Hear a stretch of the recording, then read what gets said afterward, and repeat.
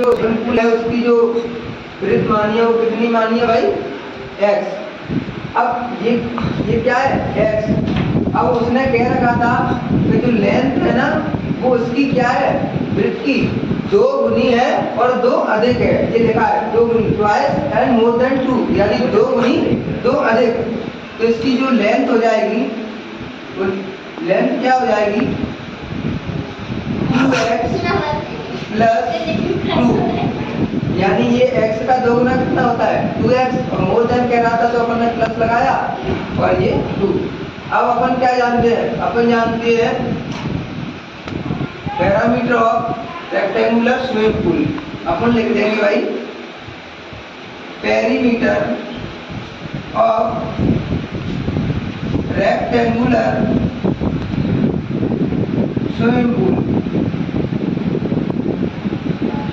Swimming pool.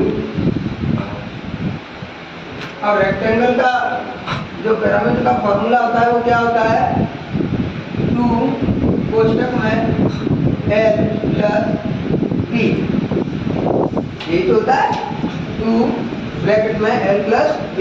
अब देखो parameter तो ऑलरेडी अपन को पहले से ही दे रखा है, कितना दे रखा है 154, और ये 2 का 2 लिख दिया। अब देखो अब क्या लिखेंगे अपन, L यानी लेंथ, लेंथ कितनी दे रखी है, लेंथ दे रखी है अपन को 2x प्लस 2, यही तो दे रखी है। और अपन को अब वृत्त कितनी दे रखी है भाई, x कितनी दे रखी है, x दे रखी है, तो अपन ने क्या लिख दिया यहाँ x लिख दिया। अब देखो अब ये क्या है, अपनी लीनियर इक्वेशन बन रही है। अब देखना ये हो जाएगा 154। अब देखो x वाले टर्म में उनको क्या कर लो अपन, ऐड कर लो। तो अब ये कितना हो जाएगा, ये तो 2x है और ये x है, x और 2x कितने हो जाएंगे भाई 3x, और ये कितना 2।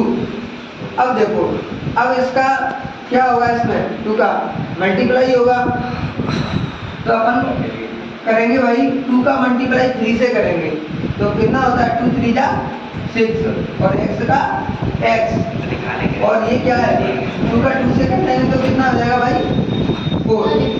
अब ये इक्वेशन बनी, इसको अपन कैसे सॉल्व करेंगे, ये प्लस का 4 है RHS में, जब इसको अपन इस तरफ लाएंगे LHS में तो ये किसका हो जाएगा भाई, माइनस का हो जाएगा, किसका हो जाएगा माइनस का, ये आ जाएगा अपना 6x। अब 154 में से 4 जाएगा तो कितना बनेगा 150, इक्वल में कितना 6x। अब देखो ये इसके मल्टीपल में अब कहाँ चला जाएगा, इसके डिवाइड में, कहाँ चला जाएगा भाई डिवाइड में, ये 6 इसके नीचे आ गया। अब देखो ये कितनी बार कटेगा, ये इससे 6 से काट दो। अब देखो 6 1 जा 6, और ये कटेगा 6 2 जा 12, यहाँ कितना बचा 3, और यहाँ कितना 0, तो 6 5 जा 13। यानी अपन को मालूम पड़ गया कि जो x की वैल्यू आ रही है वो कितनी आ रही है भाई 25, कितनी आ गई 25।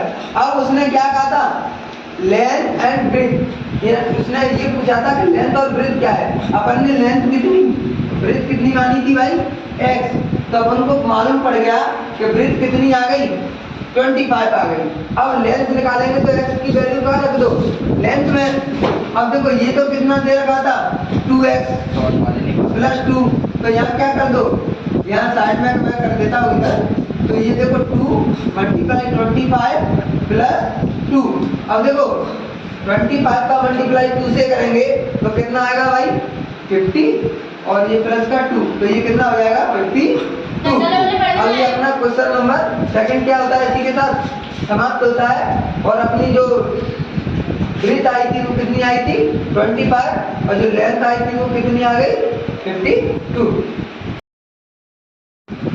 अब देखो अपन समझा रहे हैं आज एंगलों के बारे में, समझा रहे हैं इसके बारे में, एंगलों के बारे में।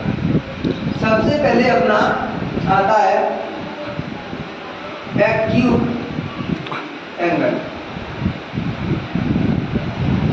एक्यूट एंगल क्या होता है, ऐसा एंगल जो 0 डिग्री से बड़ा होता है और 90 डिग्री से छोटा होता है, उसको अपन क्या कहते हैं भाई?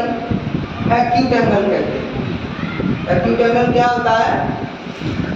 More than 0 and less then 90 degree, so is called acute angle. अब एक्यूट एंगल के बाद आता है अपना राइट एंगल। क्या आता है भाई? Right angle. राइट एंगल तो आप अच्छी तरह से जानते हैं, जो 90 डिग्री का एंगल होता है उसी को अपन क्या कहते हैं? राइट एंगल कहते हैं। उसकी एग्जैक्टली क्या? बिल्कुल 90 डिग्री का, उसको अपन कहते हैं राइट एंगल। तीसरा आता है अपना राइट एंगल के बाद ऑब्ट्यूज एंगल। कौन सा आता है?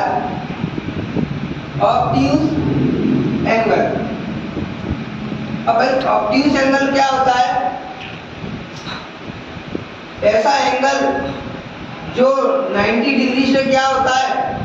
बड़ा होता है और 180 डिग्री से than 90 degree and less than 180 degree, so is called obtuse angle.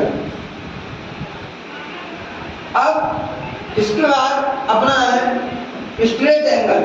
कौन सा एंगल है भाई? Straight angle. स्ट्रेट एंगल क्या होता है? ऐसा एंगल जो 180 डिग्री का होता है। कितने का होता है? 180 डिग्री का। वही हमेशा एक 180 डिग्री का जो एंगल बनता है तो हमेशा एक स्ट्रेट लाइन का बनता है और हाफ सर्कल के रूप में दिखता है। वो किसके रूप में दिखता है? हाफ सर्कल के रूप में। ये हमेशा कैसा बनता है? 180 का होता है। इसी को अपन कहते हैं स्ट्रेट एंगल। फिर आता है अपना रिफ्लेक्स एंगल। क्या आता है? Reflex angle. रिफ्लेक्स एंगल क्या होता है? ऐसा एंगल जो 180 डिग्री से बड़ा होता है और 360 से क्या होता है? छोटा होता है।